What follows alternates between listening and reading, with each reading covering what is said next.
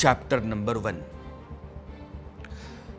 आपके सामने आज मैं डिजिटल फ्रॉड की बात करने जा रहा हूं, उसे सतर्क करवा रहा हूं। देश में, दुनिया में कहीं ना कहीं कोई ना कोई साइबर ठगी का लगातार शिकार हो रहा है। और बात साइबर क्राइम की इसलिए मैं आज की तारीख में कर रहा हूं क्योंकि लगातार दिल्ली में एक बुजुर्ग एनआरआई कपल को 17 दिन तक डिजिटल अरेस्ट में रखा गया और उससे कितने पैसे ऐंठे गए या वसूले गए, अंदाजा लगाइए आप। 1 करोड़, 2 करोड़, 3 करोड़, 4 करोड़ नहीं, 15 करोड़ की ठगी हुई। और क्यों? क्योंकि आप डिजिटली अरेस्टेड हैं। दिल्ली पुलिस के मुताबिक ठगों ने खुद को TRAI और ED का अधिकारी बता करके उन लोगों के ऊपर, जो दंपत्ति हैं, अपना दबाव बनाया। कहा कि आपके खाते में ब्लैक मनी है और उन्हें इस तरीके से डराया, धमकाया कि सब कुछ सच लग रहा था। और धीरे धीरे 17 दिनों में, यानी कि 17 दिनों तक आप डिजिटली अरेस्ट हैं। उस बुजुर्ग NRI कपल ने अपने 14 करोड़ 85 लाख रुपए, गाढ़ी कमाई, जिंदगी भर की पूंजी वो ट्रांसफर कर दी। पीड़ित कपल का नाम है ओम तनेजा, पत्नी इंदिरा तनेजा। लगभग 48 साल तक अमेरिका में दोनों रहे और यूनाइटेड नेशंस से जुड़े रहे। रिटायरमेंट के बाद 2015 में वो भारत लौटे और तब से ग्रेटर कैलाश पार्ट 2 में रह रहे हैं।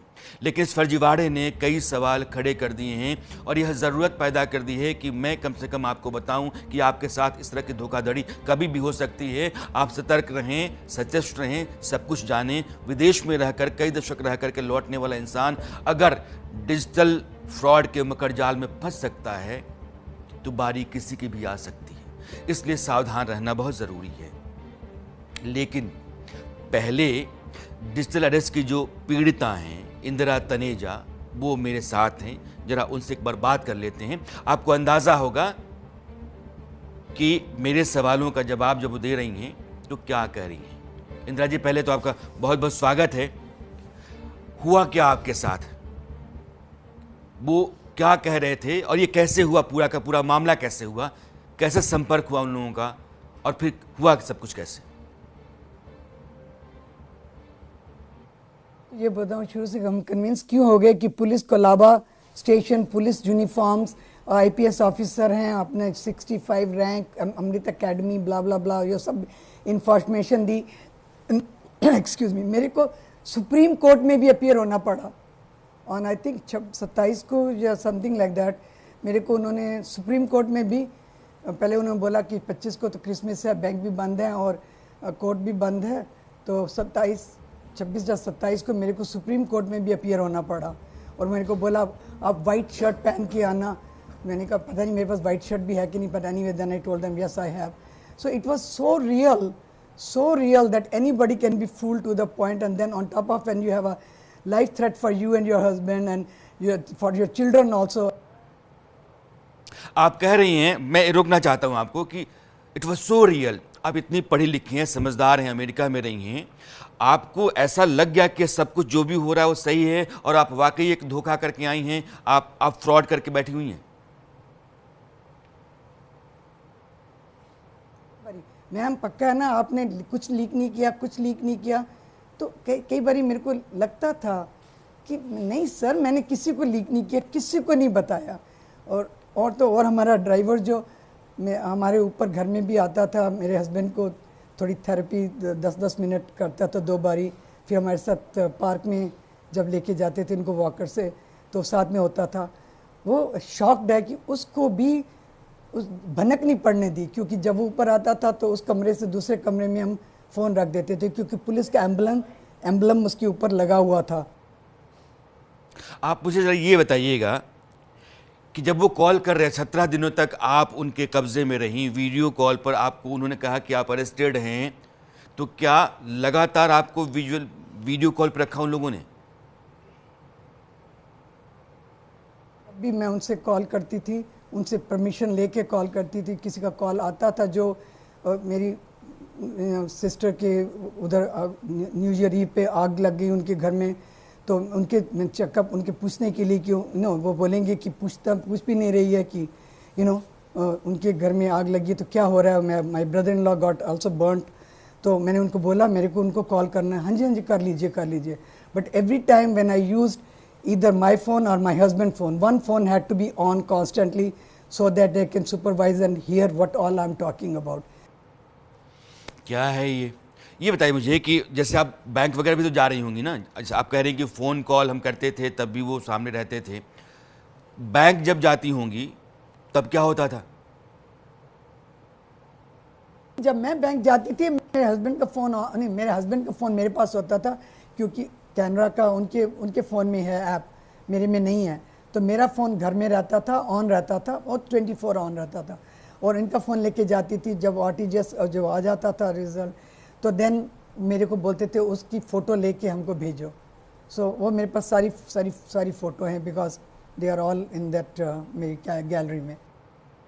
आप मुझे ये बताइएगा ज़रा कि इतना सब कुछ गंवाने का 14 करोड़ 85 लाख रुपए आपने गंवा दिया है, आपको कैसे लगा और कब लगा कि आपके साथ ये तो खेल हो गया, यह पूरा गोरख धंधा था, आपका सब लुट गया? तो मैं गई पुलिस स्टेशन पे ड्राइवर के साथ, तो junior police was there, they said what is this, हमने कभी सुना ही नहीं है, ये क्या reversal order, let's call our SHO.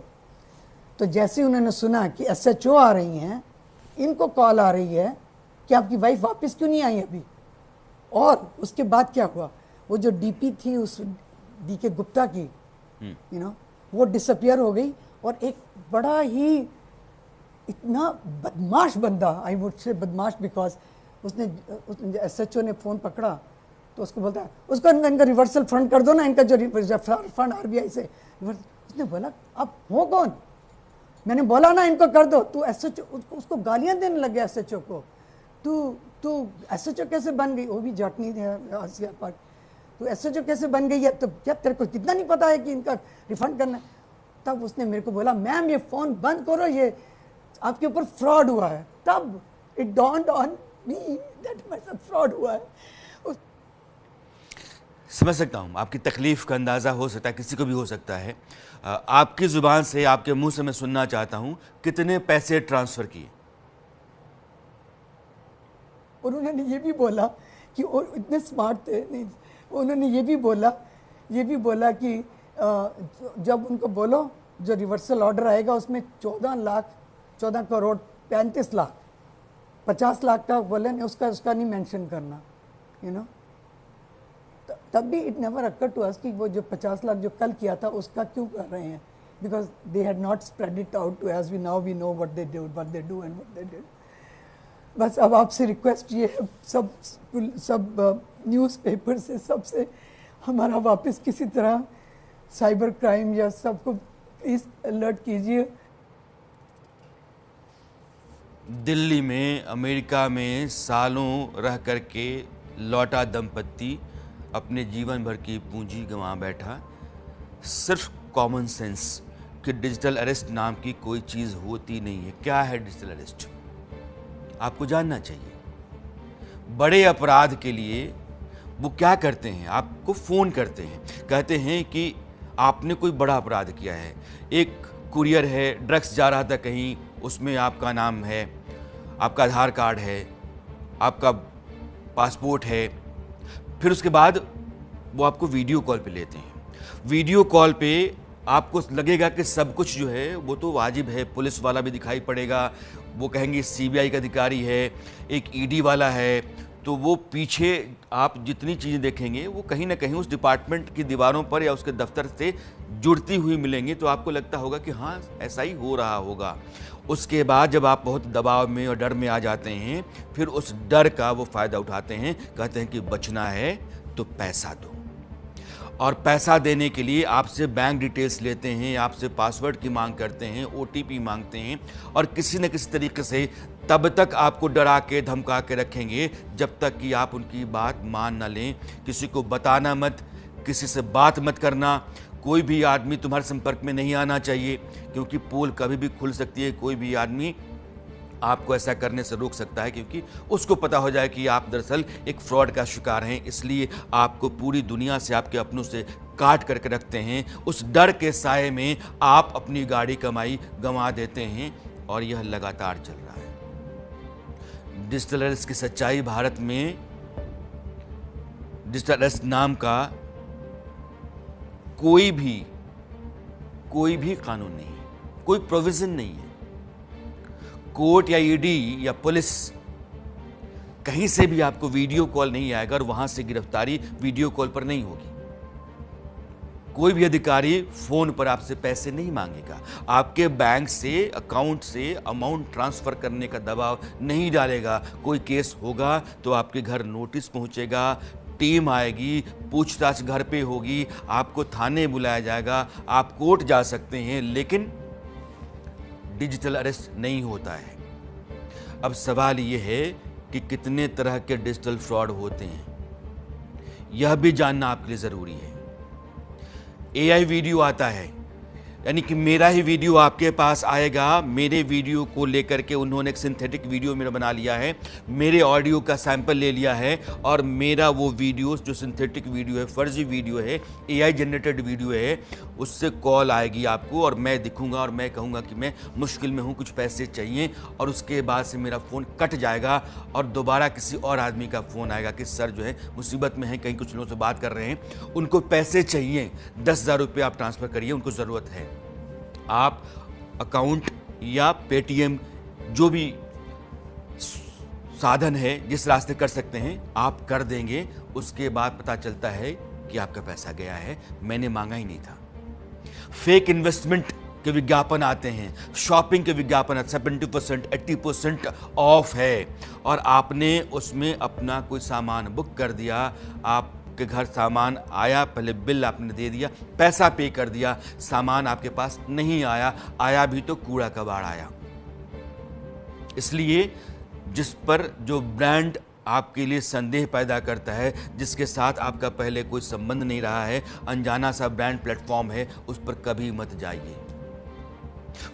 यह भी मैसेज आपके पास आएगा कि आज रात में आपकी बिजली कट जाएगी, पैसा जमा करना है, फ़ोन आपका बंद हो जाएगा, पैसा जमा करना है, ये लिंक है, उस लिंक पर आप जाइए और पैसा जमा कीजिए। लिंक जैसे ही आप क्लिक करेंगे उसके बाद पैसा जमा करते ही खाते से सारा रास्ता दूसरे खाते तक बन जाएगा और आप खाली हो जाएंगे।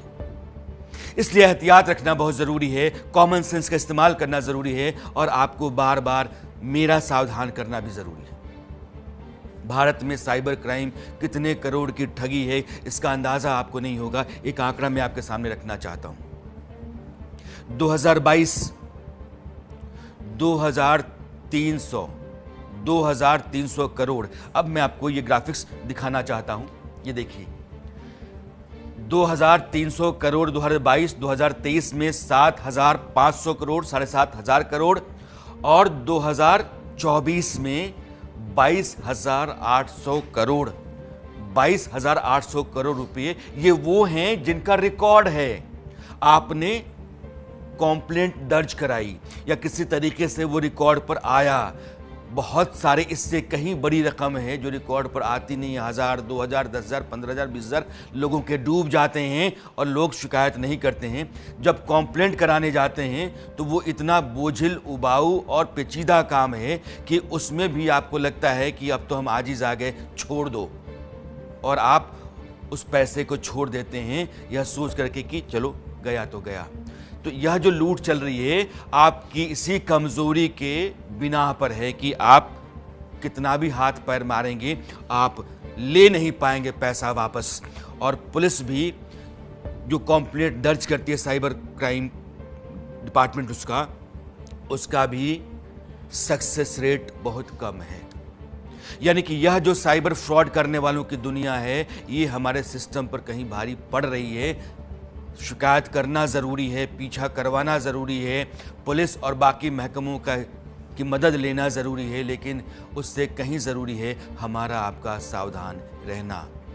भारत में साइबर क्राइम की घटनाएं 2021, 22, 23, 24 में आपको अब यही दिखा देना चाहता हूं। आप देखिए 4.5 लाख, 10,30,000, 23 में 16 लाख, 2024 में 22,70,000 ये साइबर क्राइम है, साइबर फ्रॉड के मामले हैं। यानी कि हमारे यहाँ फ़ोन के ज़रिए, इंटरनेट के ज़रिए, सिस्टम के ज़रिए जो भी आप ट्रांजैक्शन करते हैं वो दरअसल कोई आदमी आपका लूट ले जाता है, आपको चूना लगा दे जाता है, और यह बाकायदा मल्टीनेशनल कंपनी की तरह काम करने लगे हैं। ये टेक्निकली बहुत एडवांस हो गए हैं, टेक्नोलॉजी का इस्तेमाल करने इनको आता है, और वो हर आदमी को गच्चा देने का रास्ता जानते हैं, तरीका उनको पता है। साइबर फ्रॉड हो तो आप क्या करें यह भी आपको जानना चाहिए। इसलिए ये हेल्पलाइन नंबर है और ये है 1930। तो आप इस हेल्पलाइन पर डायल कर सकते हैं। जैसे ही आपके साथ साइबर फ्रॉड होता है आप 1930 डायल कीजिए और तुरंत अपनी शिकायत आप दर्ज करवाइए, ये आपके लिए ज़रूरी है।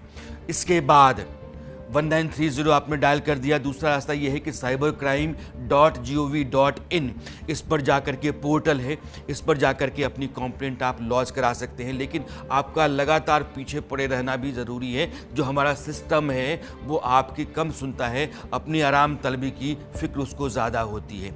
इसलिए बैंक को भी आप सूचित करें, 72 घंटे के भीतर रिपोर्ट करना चाहिए। जिस बैंक से कोई पैसा गया है उसको भी आप इंटीमेट करें, और जो आपकी कंप्लेंट है वो 72 घंटे के भीतर उस फ्रॉड के होने के दर्ज हो जानी चाहिए।